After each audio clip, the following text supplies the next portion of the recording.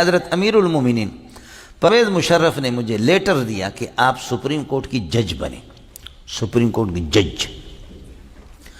جامع فاروقیہ میں لیٹر آ گیا، ہمارے حضرت اقدس زندہ تھے، حضرت اقدس کو جب لیٹر آ گیا کہ ڈاکٹر منظور کو سپریم کورٹ کے جج بنا رہے، ڈاکٹر، سمجھے؟ حضرت حیران ہو گئے کہ ہاں اور بھی لوگ ہیں، اس کو کیسے لیٹر آ گئے؟ خیر حضرت نے ایک دو دن وہ کیے، پھر حضرت نے بلایا فرمایا بھئی لیٹر آیا یہ کیسے آیا ہے؟ سمجھے؟ لیٹر آیا یہ کیسے آیا ہے؟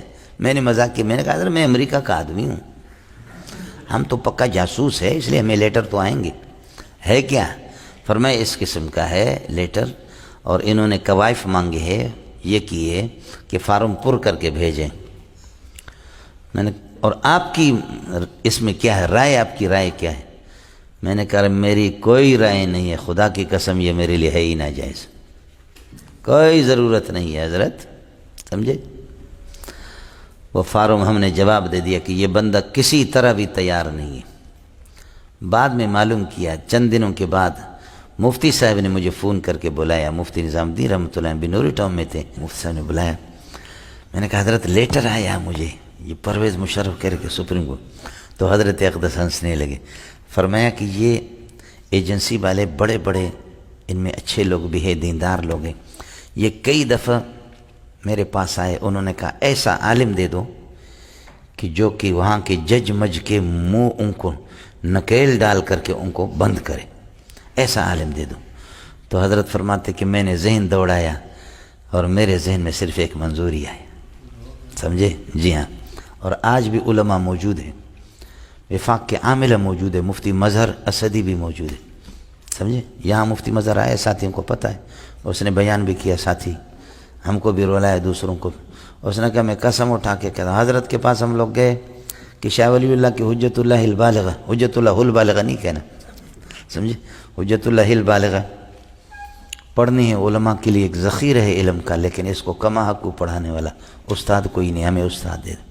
تو حضرت نے فرمایا کہ چلو آپ انتظام کرو، ملتان میں کرو، آپ کی مرضی ہے، یا کراچی میں سینٹر بناؤ یا اسلام آباد میں، بندہ میں آپ کو دیتا ہوں۔ تو مفتی مظہر کہتے ہیں ہم نے کہا جی بندہ کون ہے؟ فرمایا بندہ دوں گا، انشاءاللہ آپ کو کوئی شکایت نہیں ہوگی، چاہے بوڑھے بھی شکایت نہیں ہوگی، سمجھے؟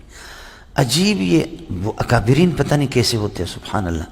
یہ قرآن میرے سامنے ہے کہ ان دنوں میں میں نے حجت اللہ کا کس کر کے مطالعہ کیا، آپ اپنی کتاب آپ کو دکھاؤں گے، نشانے بھی اس پہ لگی ہوئی ہیں، بہت سی چیزیں میں نے لکھی ہے نا اس پر نشانے۔ ان دنوں میں میرا خوب مطالعہ بھی حجت اللہ کا تھا، اور کئی قسم کے حواشی بھی شروحات بھی میرے پاس ہے۔ تو حضرت اقدس نے بتایا کہ بندہ میں دے دوں گا۔ اب حضرت کو میرے مطالعے کا کیا پتہ، مجھے حضرت کا کیا پتہ۔ حضرت نے فرمایا کہ میں بندہ دے دوں گا، تم لوگ جمع کرو جو مولوی پڑھنا چاہیں۔ تو مفتی مظہر کہتے ہیں کہ ہم نے، یہ بہاولپور والے بھی تک زندہ ہے، بہاولپور والے ساتھی پتہ کر سکتے۔ ہم نے کہا حضرت کون سا مولوی؟ تو فرمایا مینگل صاحب سے میں کہہ دوں گا، مینگل ہے ہمارا، وہ آپ کو پڑھائے گا، سمجھے؟ یہ لوگ بڑے لوگ تھے۔ پھر مفتی صاحب نے فرمایا کہ میرے پاس یہ لوگ ایجنسی والے لوگ آئے تھے، انہوں نے کہا ایسا مولوی دے دو خاموش مولوی نہ ہو، سمجھے؟ خاموش مولوی نہ ہو، اور جو پاخانے کو لڈو نہ کہے، پاخانے کو پاخانہ کہے، لڈو کو لڈو کہے، سمجھے؟